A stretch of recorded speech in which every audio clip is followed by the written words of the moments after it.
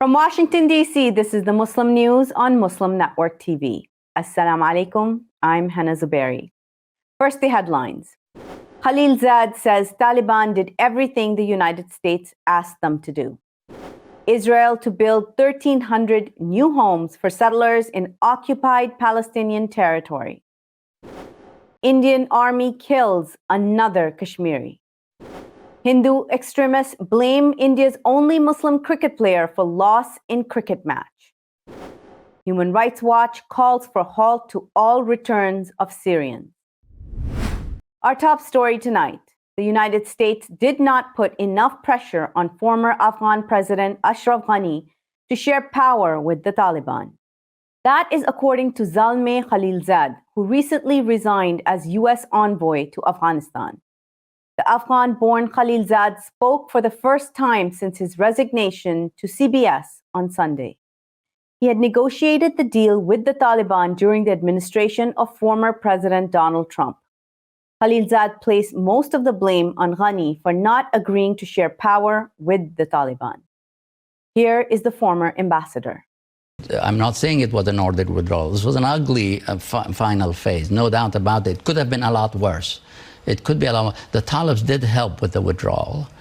General McKenzie would tell you they did everything we asked them to do during that final phase. I was on the phone with them constantly.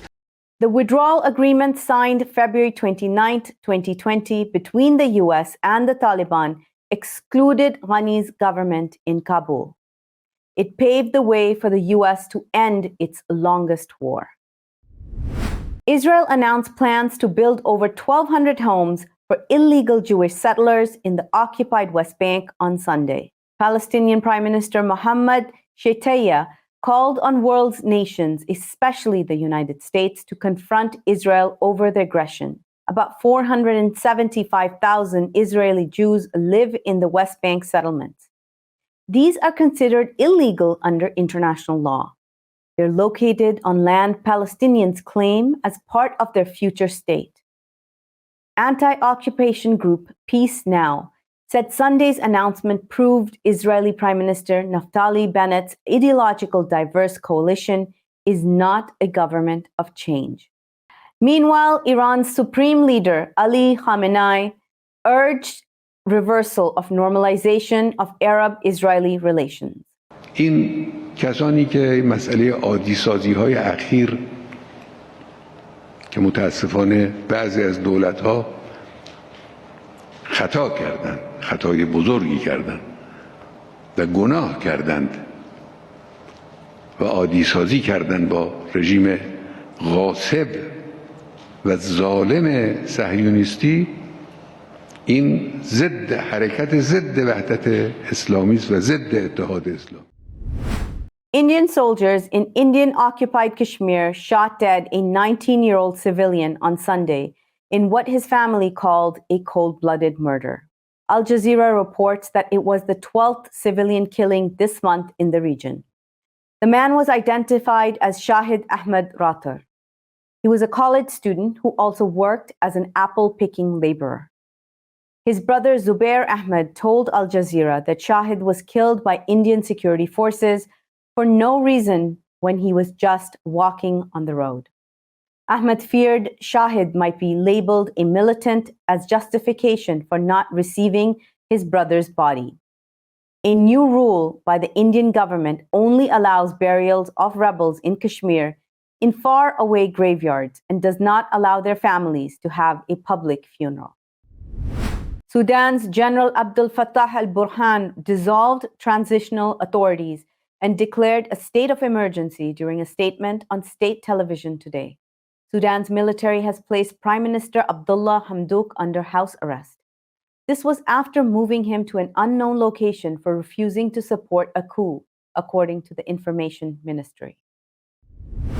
A Karachi, Pakistan-based Rohingya taxi driver mistakenly detained for 17 years at Guantanamo Bay has finally been set free.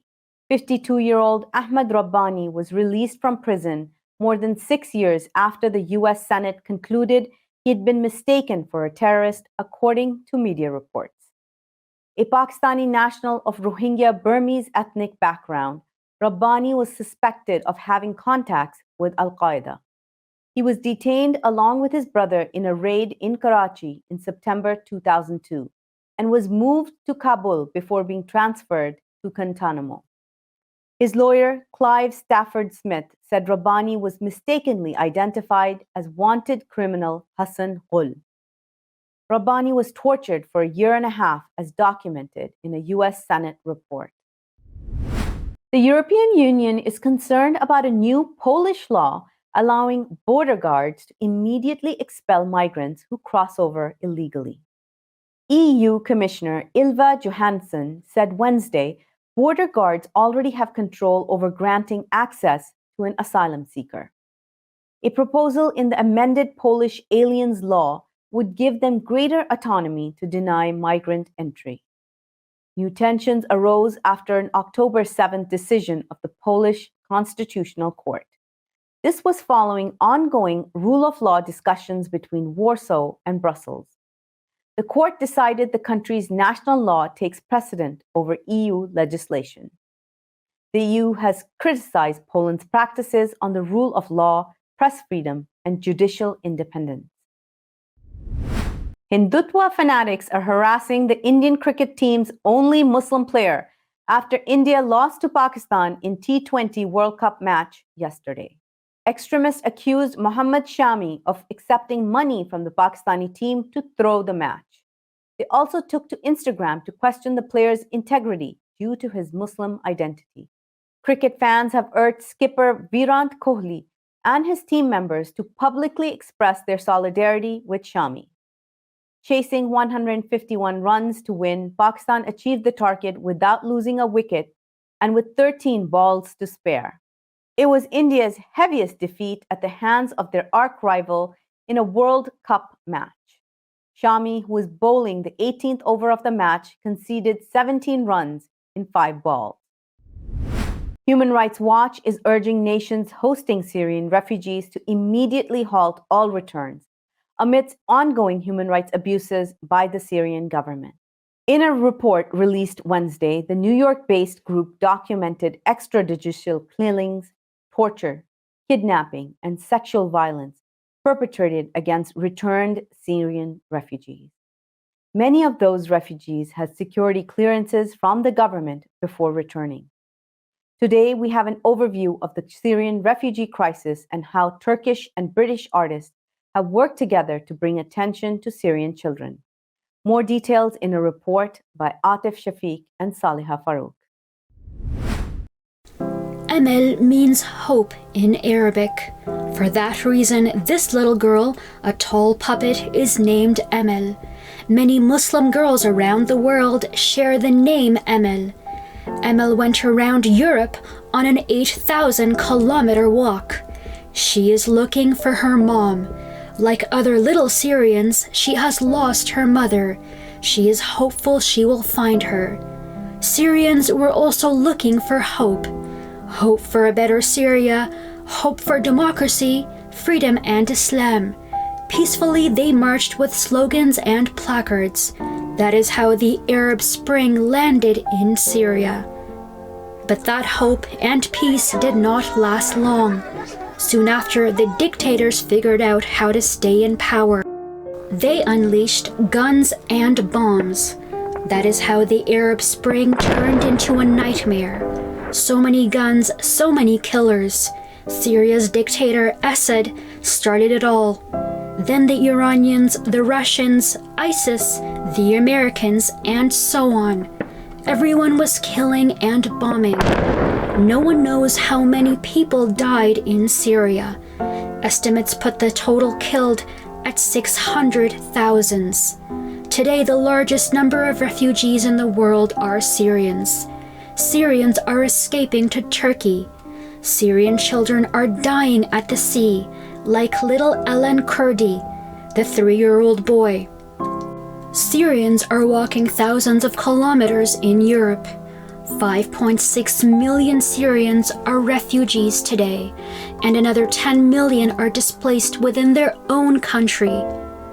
War is really bad for children.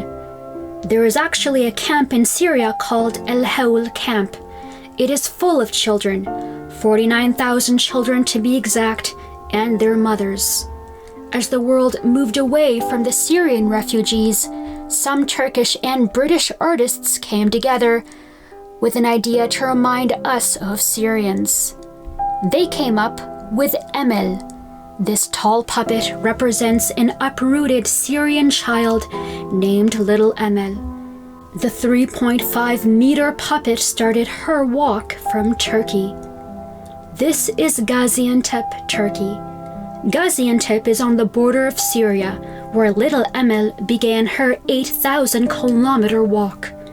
She walked through 8 countries in search of her mother. Where is my mother? Where did she go? She went around Turkey looking for her. May God bless Turkey, because it is taking care of 3.5 million Syrian refugees. In Greece, Emel's heart sank a little as anti-immigrant protesters threw stones at her. But she regained hope as other Greeks came together to welcome her. Refugees in Greece, unfortunately, do not quite have a refuge. They are kept in detention camps. Emel was happy in Rome, Italy. The Pope came out to greet Emel. He has been speaking up for the rights of refugees. In Naples, Italy, drummers were waiting for her. That made Emel go a bit wild. Emel was really happy to arrive in Cologne, Germany. Some Syrian refugees and their German neighbors came out to welcome Emel. Germany opened its hearts for almost 1 million Syrian refugees. Thank you, Chancellor Merkel, for your heart. Here is Emel in Brussels, Belgium. Emel delivered a mountain of letters to the European Parliament. The letters, filled in sacks, were presented to Parliament to draw attention to the difficulties experienced by Syrian children. Already thousands of miles away from her home, here is Emel meeting children near the Eiffel Tower in Paris. Human Rights Watch says that migrants and asylum seekers face inhumane and degrading living conditions in France. Even the police abuse them.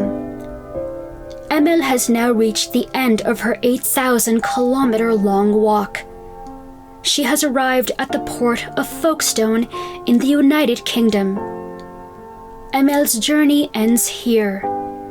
Millions of other Emels, however, are still wandering around the world. Their journey continues in Syria, in Africa, in Burma, and in Palestine. May God bless the Emels of the world. May all the Emels grow up with hope. May God open our hearts towards our neighbors.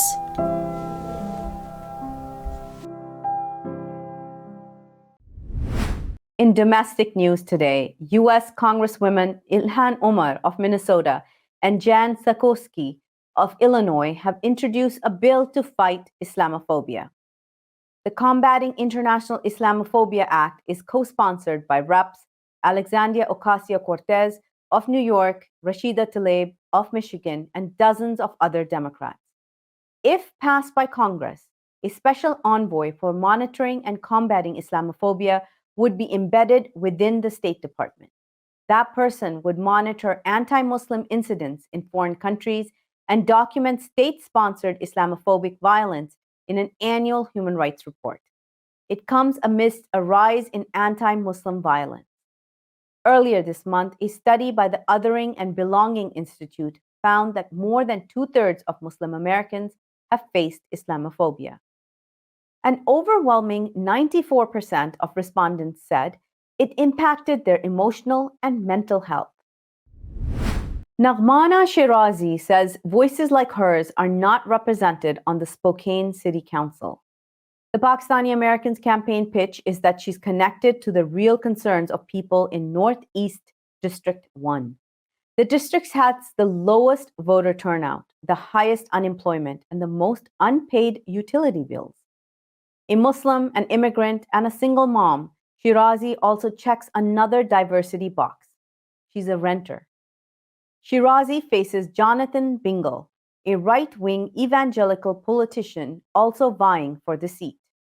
Bingle opposes masks, teaching critical race theory and cultural competency programs. A Framingham, Massachusetts man faces a hate crime charge in connection with a racially motivated attack on a Muslim couple over the weekend. The incident occurred in the parking lot of a Trader Joe's in Framingham. Police say charges against the 56-year-old Alexei Chernechenko included committing a hate crime, simple assault, and battery, malicious damage to a car, and disorderly conduct. They said Chernechenko approached the Muslim couple's car just before 12 p.m. and allegedly kicked and punched it, causing the vehicle to rock. When the couple got out of the car, Chernechenko allegedly scratched the man's face. Police say the attacker verbally abused the woman and called the couple terrorists. They escaped without serious injury. The U.S. trucking industry is short a record 80,000 drivers to support the nation's massive supply chain, according to a report released Thursday. There's a 30% increase compared to the pre-pandemic level when the industry had a labor shortage of 61,500 drivers. American Trucking Association's president and CEO, Chris Spear, told CNN truck drivers move more than 71% of the goods in the American economy, but they represent only 4% of the vehicles on the road. Truck drivers are leaving the sector or retiring in droves. This is against a rising demand for consumer goods and their transportation. Supply chain bottlenecks have become a major concern amid a surge in imports. U.S. ports are also backlogged with fewer drivers. President Joe Biden said Thursday he's considering deploying the National Guard to help ease stress on the supply chain. Coming up next after the break is our in-depth analysis segment on the Sudan. So stay tuned and we'll be right back after these messages.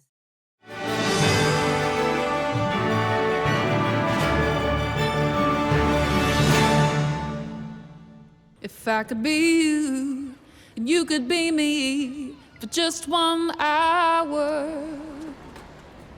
If we could find a way to get inside each other's minds. Walk a mile in my shoes. Walk a mile in my shoes. Well, before you abuse, criticize, and accuse. Walk a mile in my shoes. There are 16 million children struggling with hunger in America. That's 1 in 5 daughters, sons, neighbors, and classmates who don't know where their next meal is coming from. Yet billions of pounds of good food go to waste every year. It's time we do something about it. Feeding America is a nationwide network of food banks that helps provide meals to millions of kids and families in need. Visit feedingamerica.org to help them feed even more. Together, we can solve hunger. Together, we're feeding America. Despite the development of a COVID-19 vaccine, millions around the world will not have access. We need a vaccine that's free and available to everyone, everywhere. It's time for a people's vaccine. I am what hunger looks like in America. I am an 8-year-old girl who's not excited for the last day of school. Because this may be the last time I'll have lunch. Till September.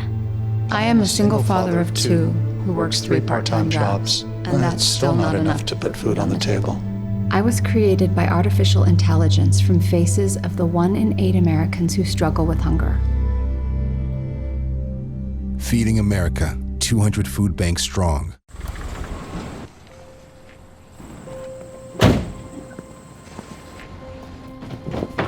Dad, they took over my bedroom. Come on, come on. Okay, Dad. 1, 2, 3.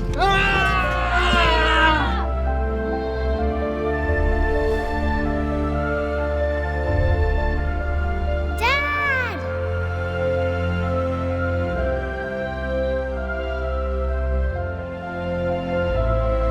You saved me. Dad? What are are you okay? I'm fine, dear.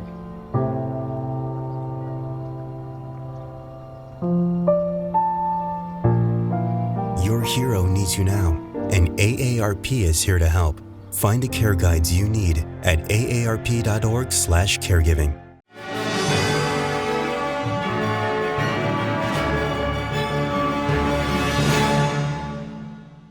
Welcome back. We shared the news of recent developments in the Sudan.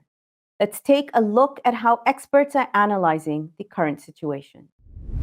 This morning, Monday, 25th October, saw the arrest by military actors of the Prime Minister and several other ministers from the hybrid civilian-military transitional government in Sudan.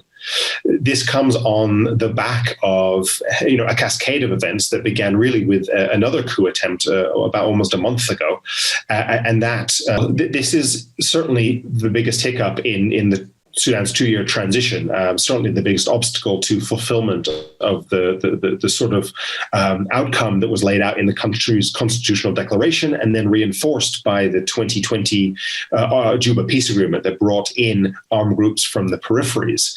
The idea within both those documents was to see Sudan move from an autocracy to an inclusive democracy.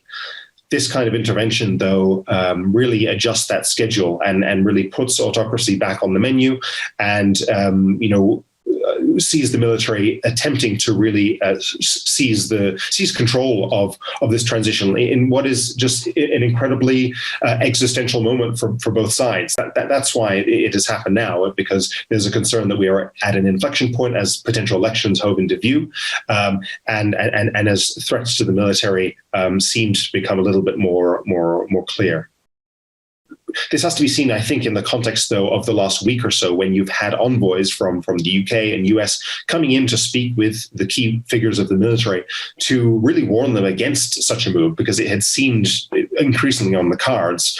Those approaches were there was obviously little receptiveness to those approaches. And I think a lot of that is wrapped up in the way that the military has been empowered by other states in the region. It's happening now, I think, because the military have felt, increasing pressure from civilians in government who have tried to, highlight the prospects of justice the military might face for crimes both during the era of Bashir and even since during the revolution. There are concerns, the military has concerns that it may lose control of lucrative military companies that are absolutely key to the economy and are some of the most lucrative components of that economy. We have seen in recent weeks a deterioration in those relations between the civilian and the military elements of the power sharing government. Several events have led to kind of a build-up in tensions, increased fears that a hostile takeover by the military forces might be on the cards. And what we've seen is the Prime Minister Hamdok, trying to negotiate the civilian and the military elements, looking for a compromise to build some consensus between the two sides. But the fact that there are so many different elements and sides that have a stake and a voice in the country's future has meant that ultimately his ability to search and produce that consensus seems to have failed. So, it's an extremely delicate situation.